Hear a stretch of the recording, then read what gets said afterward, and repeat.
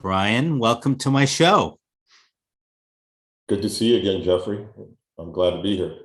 It's been a long time since we've visually seen each other here. It has a couple of years. You were in Tucson a couple of years ago. Actually, you're right. It has not been a long time. I was That's just right. at your house. Yeah, yeah. You brought one of your groups by. So, That was for Super Bowl what? Who was playing? oh, it was 2 years ago, and we watched the Super Bowl at the house. That's right. And it was right before I made my exit from the company. Yeah. So, yeah. All right. So, like I like to do, I always ask people about their current situation, and yours is unique. Yeah. Tell us, what have you been doing for the past year? Well, 2 years ago, almost exactly, just February 7th, I exited the business. So I sold the business. And since then, fortunately, I've had a new grandchild born just a couple of weeks after I retired. So I've got to enjoy a lot of time with my grandchild, first granddaughter. And my passion's hunting and fishing around the world and locally. So I've been doing a whole lot of that. Recount the cities or countries. Mozambique, Costa Rica, just got back from Mexico. Tomorrow I'm going to Turkey to hunt ibex.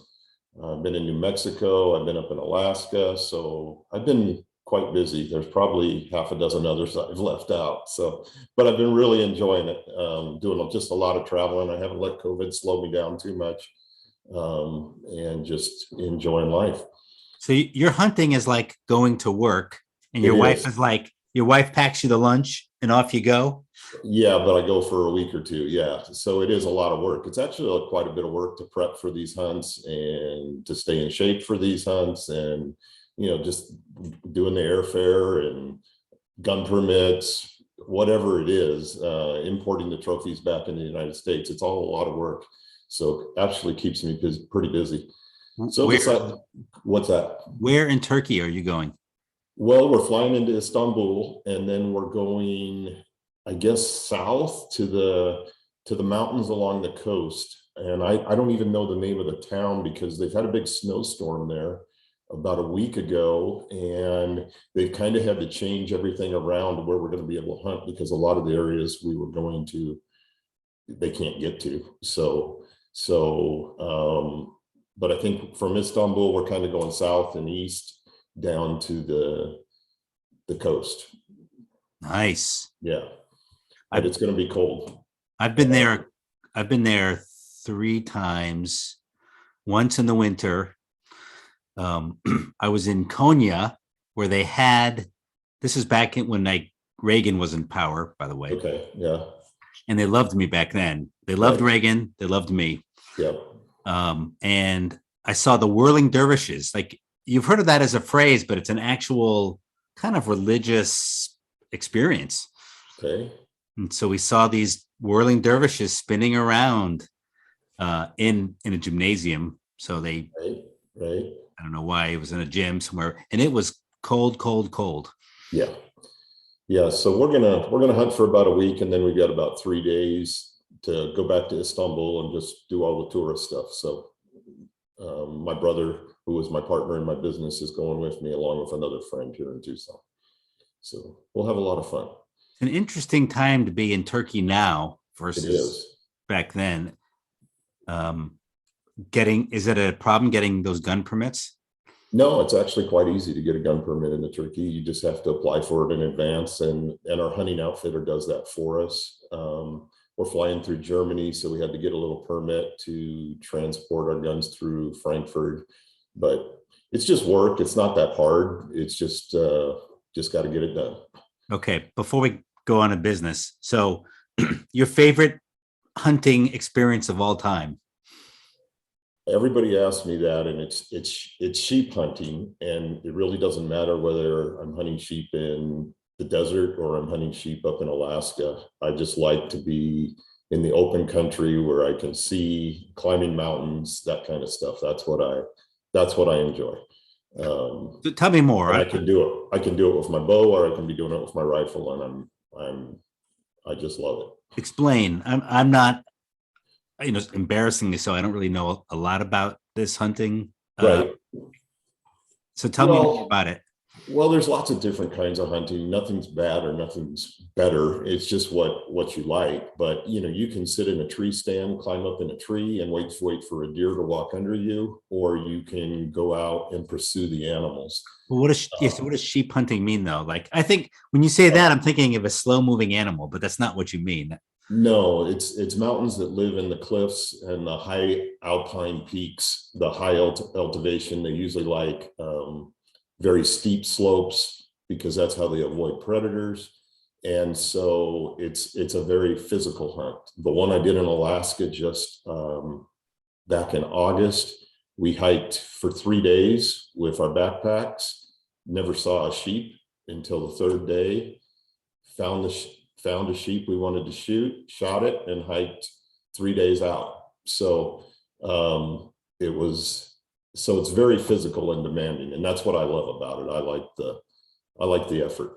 So to do sheep hunting, you kind of got to get comfortable with being uncomfortable, because you're going to be hot, you're going to be cold, you're going to be tired, you're going to be wet, but it's what makes it rewarding for me. Yeah. Yeah. Wow. Exciting. Yeah. So in this hunt in Turkey will be similar, a mountain hunt, but I don't know all the details about it, but it'll be a mountain hunt for ibex, which live in usually very steep mountains. Excellent. So it'll be interesting with all the snow, how it's going to go for us. But Well, I think you'll have a good time. The Turks, very friendly people. yeah, that's what I've heard. So I'm sure it'll be great. So when did we first meet? 2000. I was trying to think about this before the recording. 2012. When was it? Yeah, I think 2012 is probably a good number, a good year. Maybe it was 13, but it was probably 8 to 10 years ago. So that makes sense to me. I joined one of your peer groups, and that's where we met. So take us back to before that, because your business journey has some weaves and bumps, and the story of in 2008 is going to be interesting, but take us to before then. Sure. Well, I can take you right back to the beginning. I was graduating from college. My brother was graduating from high school. I was either going to go to grad school or I was going to find a job. Reagan was in power. He was shutting down all federal hiring at the moment. So job prospects for me weren't real good. So grad school was looking pretty good. My wife got a good job here in Tucson. And so I decided I was just going to stay in town. And my brother and I looked at each other and said, well, let's start a landscaping business. Really. It's the typical landscape story, 2 guys in a pickup truck. We actually had 2 pickup trucks. We used our barn at my mom's house for our office. And I think we each had about $1,000, we threw into the pot to get this thing going. And just grew it from there. We started out in a little town south of Tucson called Green Valley, where him and I had both worked while we were in high school and college. We had lots of contacts down there. I did landscaping work on the weekends to pay for my college, party money and whatnot. And my brother was in high school and pretty ambitious, and he always had a job. And so we got a couple contracts down there, maintenance contracts on subdivisions. Both of us started doing landscape work really quick. We figured we didn't really enjoy maintenance work. We enjoyed building things and completing projects rather than maintaining stuff. So the business kind of migrated to design build type work for the Green Valley residents. Shortly, I don't know, probably did that for 4 or 5 years. And then I was able to, in Tucson, secure some work with a home builder, doing home builder work. And that turned out to probably be a pivotal part of the business, because we really were able to figure out that home building work and what the home builders needed for service. And we really built our business around serving home builders for the next 10 years or so. And really, the day I sold it, we were still working for the same home builder that we started working for 25 years Mm. past. Plus, we'd added all these other new home builders. So it really was what gave our business a lot of growth and allowed us to move the business to Tucson and start adding additional services. And Tucson was a much bigger market than the Green Valley market, So obviously. what year did you start the business? I don't know if you said. Mid 80s, so 85. Okay. Yeah. Right. You said Reagan. Yeah. 85. Yeah. And so I know that the Great Recession was a big turning point. Was there anything before that, or should we jump up to that point? Not really. Before that point, the business just grew every year. I mean, we may have a flat year, but we just kept growing and growing and growing, and really didn't understand that there could be a big recession. And there was recessions prior to that, but I think we were such a small company that it didn't affect us because you could pivot, or you could just work a little harder and get a little more work, and so I don't think it really affected us, or we really knew what could happen. So so at that point we had grown to about 180 employees. The home builder market in Tucson was crazy. We were building 10,000 homes a year, which was about double our historic average of 5,000 homes a year. And we had contracts to go in and provide some trash services for them, grading, rough grade, final grade, and then a landscaping of the front yard. And then we developed our design build business to also do backyard landscapings for the homeowner or for the builder, remodel so it really fed a lot of our business. We actually started a commercial department that did common area landscaping, roadscaping for the home builders. And so we were very home builder centric, although we got other design build leads. Most houses that need landscaping are new homes, and we weren't doing a lot of remodel of old landscapes. We were doing a lot of new landscapes. And so then the recession hit. I remember that day pretty well, or those weeks, because I think before we had any hint that the home builder market was going to slow down like it did, I just spent like $250,000 or $300,000 on new equipment. Bought a dump truck, bought several tractors, bought all kinds of equipment. And it was like the next week after I wrote the check and they delivered all the equipment, it was like the next week home sales went off a cliff. Just from 10,000 down to 1,000, just shortly. It felt like a week, but it really happened over a year and a half. But it was a ski slope straight down. So that was, the business went from 180 employees down to 36 over a couple of years. Well, you say that in passive language, but really you leaders, owners got together and you had to make some big decisions. Tell us about that. We did. I think, there was obviously denial that this isn't going to last. It'll pick back up. But after a while, we're a pretty budget driven company, and we'd realize we weren't hitting our budget, and we'd rewrite a new budget. And at that time, we were doing about $14 million a year, I think, if I remember right. So we'd go into a meeting, we'd rewrite a new budget. Let's say we'd write it down to $10 million, $10 million. And we'd go 2 months and we'd realize, we're not going to hit the $10 million. It's, and then we'd go another 2 months and we'd write it for 9 million. And it was just this continue. But I think the thing we did well is we did realize that we weren't hitting the budget, and we did make the cuts that were necessary. Did you make multiple cuts, or was it one how many fell swoops did you do? No, because we had some backlog and other business. It's not like our revenue was going to fall that fast. We had some commercial work, which the commercial market was still doing pretty well for a couple of years after the residential market. So we had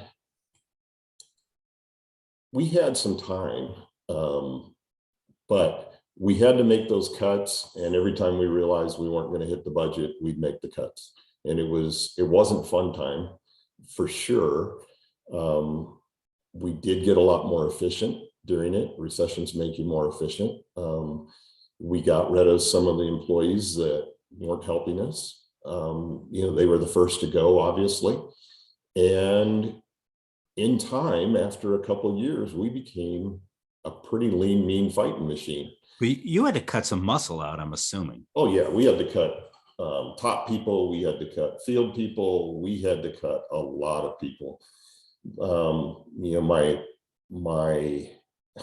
I remember this story, and I probably told it to you or to the peer group, but one of my key employees that had to do a lot of the termination of the employees had this chair that he brought him in, and he sat him down and said, sorry, you're next. And after a year of that, he just had to go throw the chair away. He couldn't even stand to look at the chair. It was that bad. So yeah, it hurt. It hurt a lot. It hurt a lot. Yeah. And there was a couple things that you wouldn't think that really helped us. We weren't ahead. Our only debt in the business was equipment debt. And fortunately at that time, I don't know if people remember, but China was going nuts. And China was coming to America and all the auctions and buying equipment. And the prices of equipment used equipment were very high. Sounds like today. Most of, which is really, and it really was critical to us surviving this and learning to thrive different, because I had let's say a tractor that I bought for $50,000, and I put 20% down, and we weren't using it, so we'd send it to auction, and I'd get pretty much what my debt was on the tractor. So I didn't have to write off a lot of debt, or a debt turned into bad debt, because of the high values we were getting for equipment at that time. So really we stayed pretty profitable even during that downturn. Hard to believe, but because of the decisions we made, we were able to stay break even for a year, and then started actually to make some profit.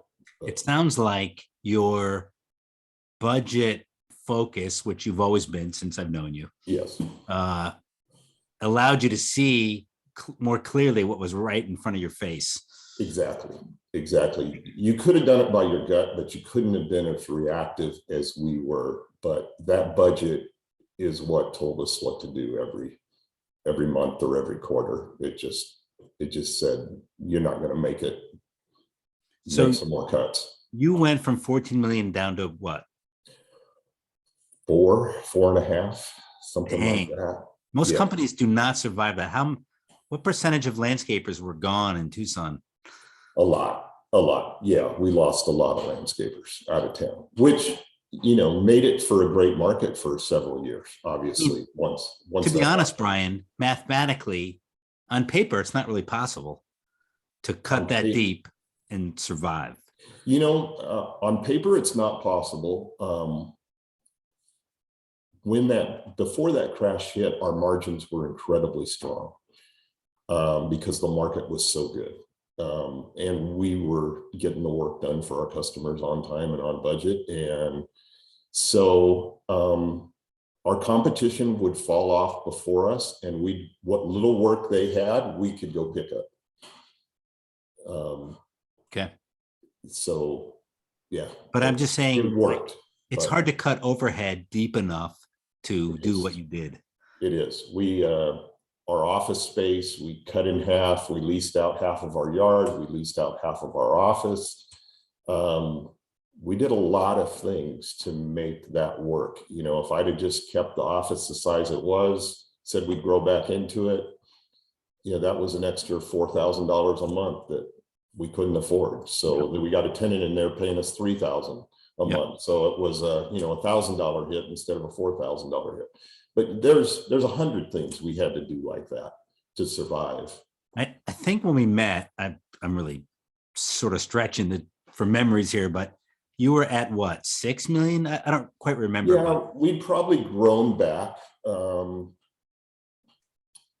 I can't remember if we met after we did a merger with another company or not. Yes. It was maybe. after. You mean the residential company, right? No, a heavy commercial construction company. Oh, I remember being with you when you finally hit 14 again. So I know you were below that, but Right. So when we, in 2011, 2012, we were doing well. Again, we were profitable and doing well, but we weren't growing. And I was used to running a $14 million company, and I was sitting here running a $6 million company or whatever it was at the time. And it just didn't feel good to me. I wanted more.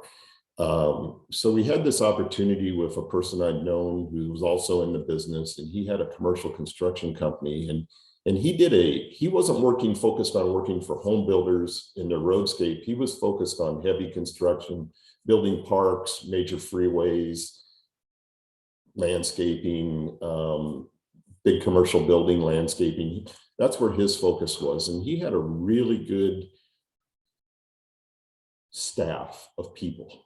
And that market was starting to recover, although he was probably at the bottom. And we actually brought him on, as a third partner. It did just a little bit of equity swap. So my brother and I went from 50-50 partners down to 30% partner or 33% partners. And we gained that team. And that probably jumped up. Let's see, if we were probably doing 6 or 7 million, he was probably doing 3 or 4 million. yeah. And that probably got us back up to, let's say, 10.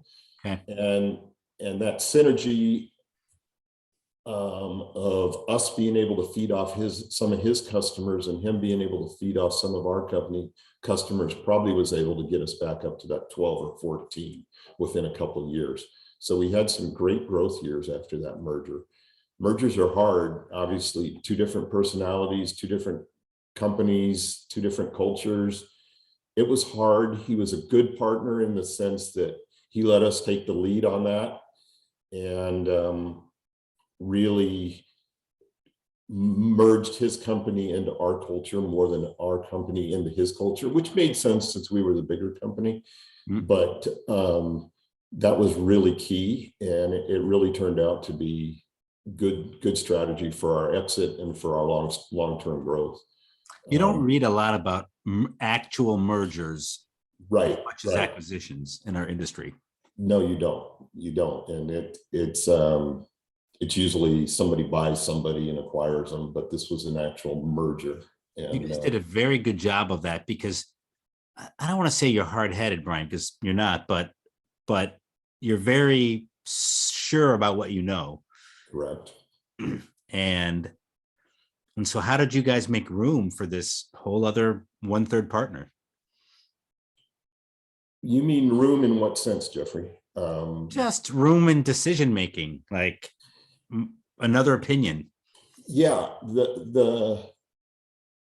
it was tough, and there was some rough moments, but I really credit him with being a good partner and realizing he knew what he didn't know, and we knew what we didn't know, and he knew what he was good at, and we knew what we were good at. Yeah. We were very budget focused, very numbers focused, very hours focused on every job. He wasn't like that. He was more of, he built great teams and probably had better risk tolerance than we did. But I think we all realized what we were, and I really compliment him for making the changes that he saw he needed to make. And we obviously saw some things that we needed to make and changes, and it wasn't easy, but we pulled it off.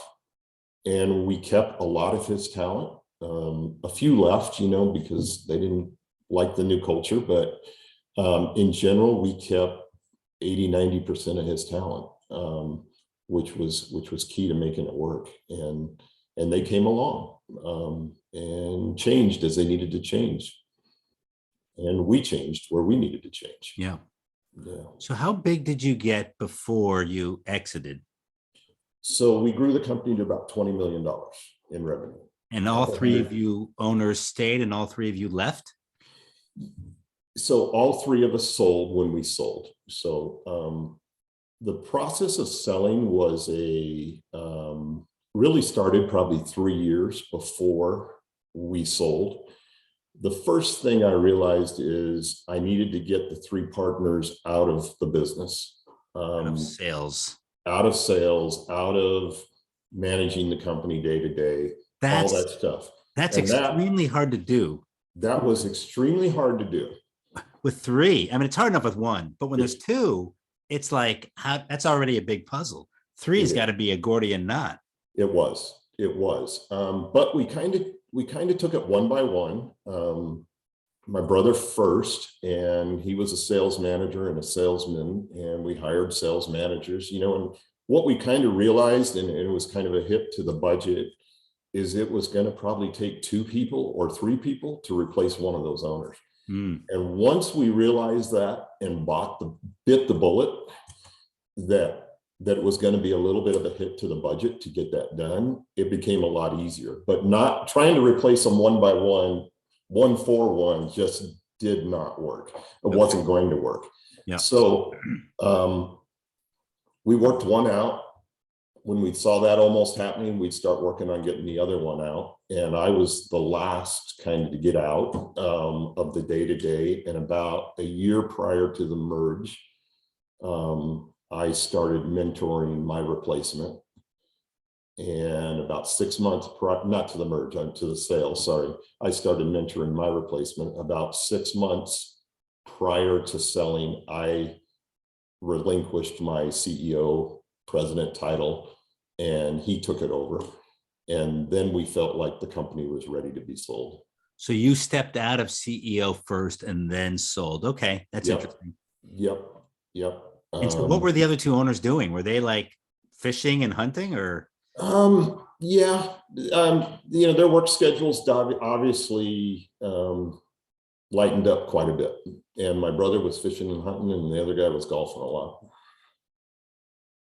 But they were still there as far as the management team and in the management meetings and that kind of stuff. But day to day, they were trying to do more training, more mentoring, and less work. Yeah. And so the team that you guys left in place, I'm curious, this is what, 2 years ago? Is it still there running the business? It's still there. Probably I would say the top, maybe 5 or 6 people are still there and running the business. And are any of them related to any of you? So the CEO is related to the third partner we brought on. It was his son. And he was one of the great assets we got when we merged back in 2012. And, he'd been working for his dad, and then obviously went to work for us, learned some more, and had a good disposition to be a CEO and a good personality fit. Worked in a lot of different businesses as a company. So he's the current CEO of the company. Yeah. And then him and one other partner actually brought some money to the table and with the private equity company, and are part owners of the new business. Nice. Yes. So they're in it for the run, huh? Yep, they're in it. Yeah, and they're doing well. So are they buying up other companies, or? They are trying to buy up other companies, but finding it, I think, difficult. But I heard that they're going up to Phoenix to start Santa Rita Landscaping up in Phoenix. So they're just going to go up and organically do it now. And I don't think I think if the right opportunity comes, they probably will. But right now they're just going to go up and do it organically. But I think they've succeeded in, the economy has been great. One thing I didn't say is we sold about 1 week before COVID. Really, everybody knew what COVID was going to be. So we sold on February 7th. And it was really by the end of February, everybody kind of knew this COVID was going to be a problem. And that's when they started shutting down businesses and that kind of stuff. So our timing in selling was great. I really felt bad for the new owners, thinking, oh crap, we set this great company up, they can acquire it, they can go. and there was really lots of runway in front of them. And then all of a sudden this hit, and they had their 6 weeks of kind of chaos and not knowing what's going to go on. But after that, they've really just taken off and done well. So it's actually turned out to be a non-event. And they've grown the business tremendously since in the last 2 years. One thing I recall when we visited your business, besides how full it was, you had developed, or maybe this was your brother, a very good sales process in residential design build. I mean, that ran like a complex, finely tuned machine. Yes, he had done it. That was my brother. I'll take no credit for that. He had built that into just a sales machine and it was really because he figured out who our customer was, and he figured out what he needed to do to sell to that customer and set himself above, or set ourselves above, the competition. And he spent a lot of time writing up SOPs and procedures, and we had an incredible design program that he built a huge library for. And basically, when people went and visited other landscapers and then they came and visited us, it was just such a different professional experience. And they were so committed to the process that they couldn't say no to the purchase. So you guys were like design build in a box, but by box I mean like 2 rooms, right? You walk into your design studio, and it's like a immersive experience, and it all happens right there. Yeah, it could all happen right there. Yeah. And one of the things we did was we said, you come to us. And that was really one of our screening tools for a customer. If they wouldn't take the time to come down to our office and talk to us, then that they weren't the right customer for us. And so but once we got them in there, we made it worth their while. And you did it. The other thing I remember you did it very quickly. It was like boom, boom, boom, boom, boom, sale, ink, check. You say that, but it was never quick enough for us. Because but it was quick. It was quick, but that was one of our key indicators, is how long that cycle was taking. Well, maybe I remember it with whatever you call that, rose-colored glasses. How quick did it go? When it was going well, it was a 2 or 3 week process. That's pretty darn quick, my friend. It probably is, but we found that if it took longer than that, our close rate would fall. So that was our key indicator. So just for people listening who don't know the inside scoop, that's because they were second homeowners, right? They were coming to Tucson, and they, let's get some action. A lot of them were snowbirds, what we call snowbirds. So they were going to be down here for 6 months out of the year, or 5 months out of the year. And most of them were elderly, I wouldn't say, but, retired or semi-retired. And so they wanted what they wanted. They wanted it now. Also, your communication tool back in the old days when it was just email, like he had like 10 different communiques on 10 different steps that it hit automatically on the process. Yes. So the people knew, even when they left the office, they knew what was happening in our office with their project. So when it got out of design, they got an email, your project's now out of design. When it's in estimating, and then there was another one scheduling their return appointment. And so, yes, we never lost touch with them. And that was really key to the sales process. That just goes to show you how clearly highly competitive it actually is in Tucson, that all that, and you were just keeping ahead of the competition. Exactly. And we had to do a lot. Yeah, exactly. So were your systems in, build or work? I mean, I know they must have been just as good, but not for speed. So what were they built for? They were, I mean, yes, speed, but not that kind of turnaround, was it? Or that complex? actually, it was more complex and more difficult in some sense because home builders, our contract with a home builder was per house was, let's say, $3,000 per house. Yeah. So, and we had to touch that house 5 times to make $3,000. So this is why I think a lot of people don't like this business and don't like working for the home builders is it's a lot of touch. So, but what was one philosophy I've always had is you got to know the hours it's going to take to do the job. And you've got to tell your employees the hours it's going to take to get the job. I believe most employees with a goal will strive to hit a goal. But if they don't have a goal, a lot of stuff can happen and they won't hit the hours. So whether it was a final grade or a rough grade that we were at the house for 2 guys for half a day, but we were mobilizing $100,000 worth of equipment to the house, 2 guys would be there a half a day. Those guys knew they had 8 hours to complete that project and they were expected to get two projects done, 2 of those grades done a day. And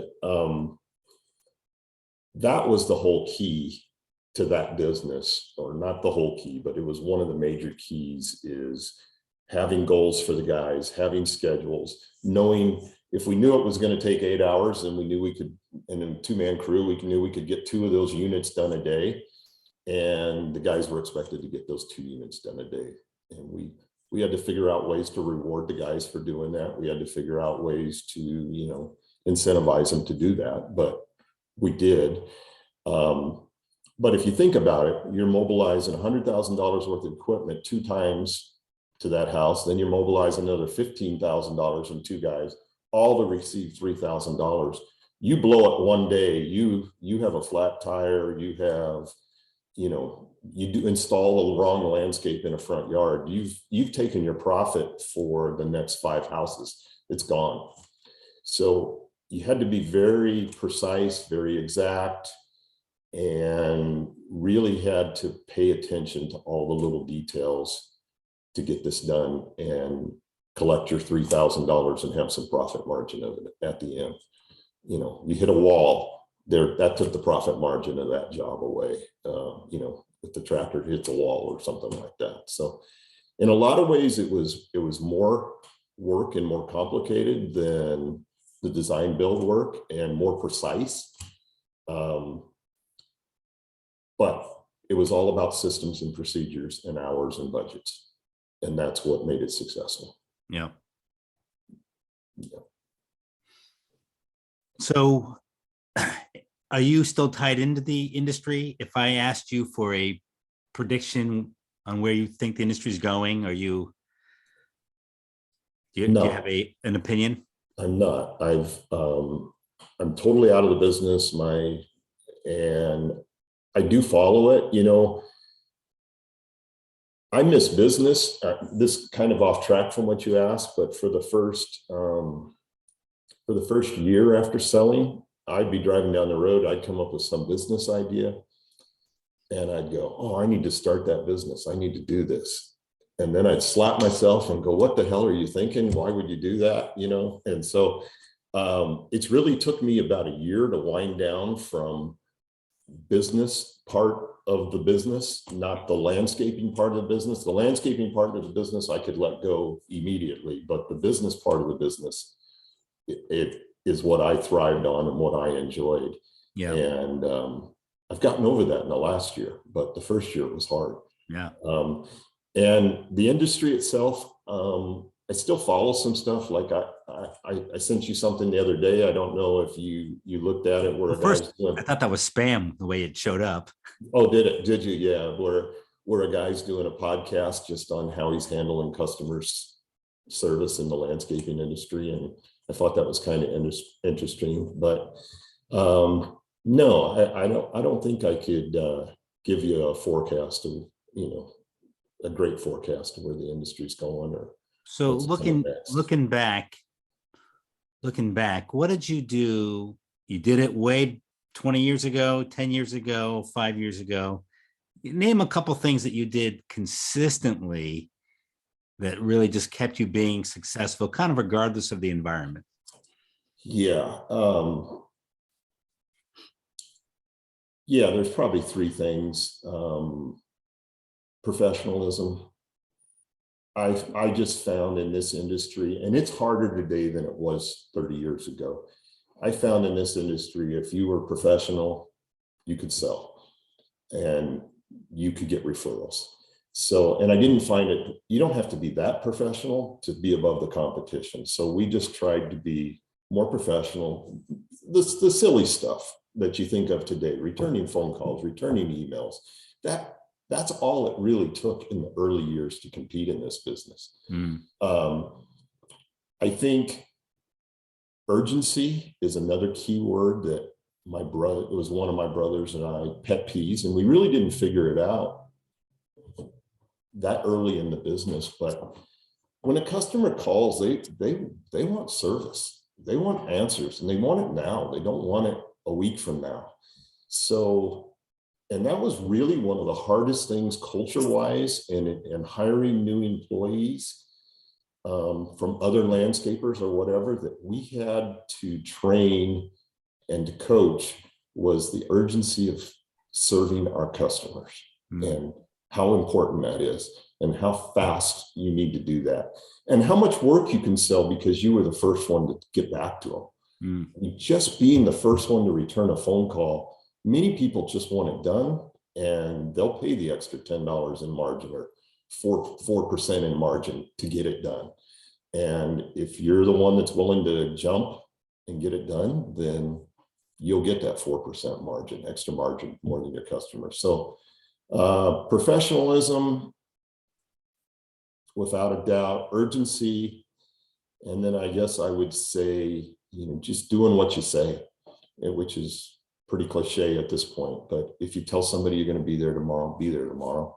If you tell them you're going to be there next week and it's going to take a week to do the job, be there next week and get the job done in a week. It's those three core values we had instinctively, whether it came from our parents or it came from whatever, those probably served us as well as anything. Well, I think we discussed here today how you put urgency into practice, right? In systems. So how do you balance urgency with I'm keeping my word, which means I can't serve you because I'm serving somebody else?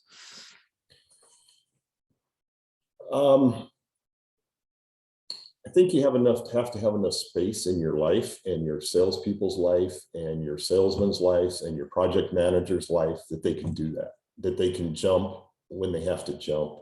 If they're just going 120%, there's no space to jump, right? They don't have any freeboard to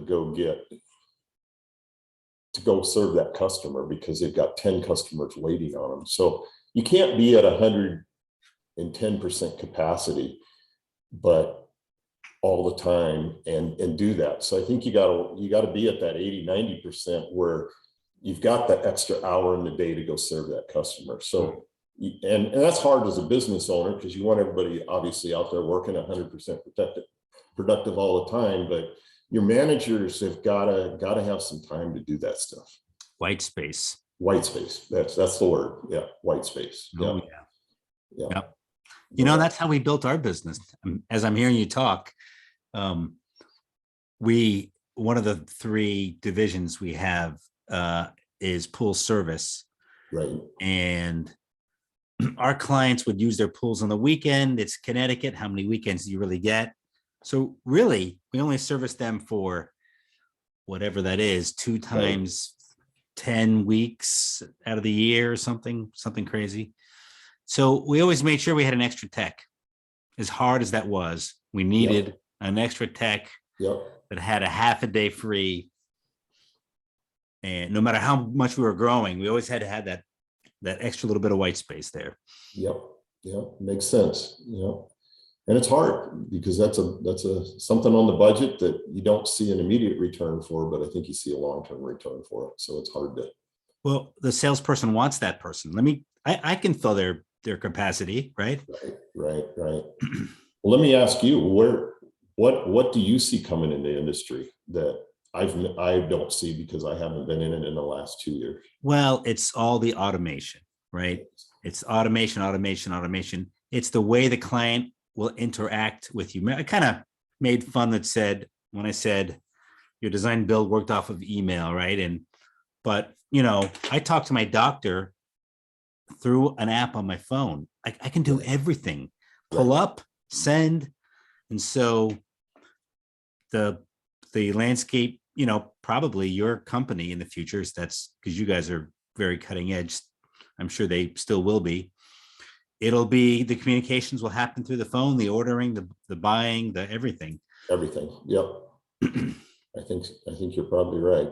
We see that in our day-to-day lives. I don't know why we wouldn't see it in our landscaping business. I'm working with more and more clients to move their back office and part of their front office even overseas. Oh, so remote offshoring. We already do remote stuff, right? Yeah. So there's just this opportunity to, instead of just affording one person, well, let me think how to say this, where you'd have to make a choice on which admin position you can afford or fill. When you are doing it offshore, you can fill them all. Yeah. And so you can give even better service. So I'm not saying I'm moving everyone that way, but I'm urging everyone to explore that. I was having lunch with an Indian from India guy that I know that I do some real estate investing with. And he had just gotten back from India, and he said, you wouldn't believe it over there. It's just, you go down the street, you see Apple, you see all the companies that you see here in the United States. And because of the time change, they're all open at night over there. And so these businesses are full of people all night long. But he said something kind of interesting. He said, all of those companies, if you look back, their valuation jumps when they get their services offshore over in India. So it adds value to these businesses. These are public companies, obviously, he's talking about, but he said you can see it when they offshore those services, their valuations start jumping. Their stock price goes up. Yeah. I thought it was kind of interesting. There's this philosophy that says the manager can do that. And by that, I mean, can do their own. We got software, let them do the data entry. They don't need an assistant kind of thing. Right. But what if everyone could have an assistant so they could stay more focused to the client? Yes. Yep. Better service, multiplication of that person's efforts. Yep. Well, a lot of positives. Cool. That'll be interesting to see how that plays out for these landscape companies. That's right. We're going global. That's right. Why not? Brian, I look forward to following you on Facebook and seeing how Turkey goes. Okay. And I really want to thank you for your time. I appreciate you sharing the whole story. Well, it wasn't the whole story, but it was a lot of the story. And I really appreciate, your peer groups and what I've learned from them over the years and you. And, it's all part of the piece of the success of being able to exit the business at the right number and live happily ever after. So I want to thank you for that. You're welcome. And you've done it well, Brian. You've done it really well. Thank you. All right, buddy. All right. See you later. Bye-bye.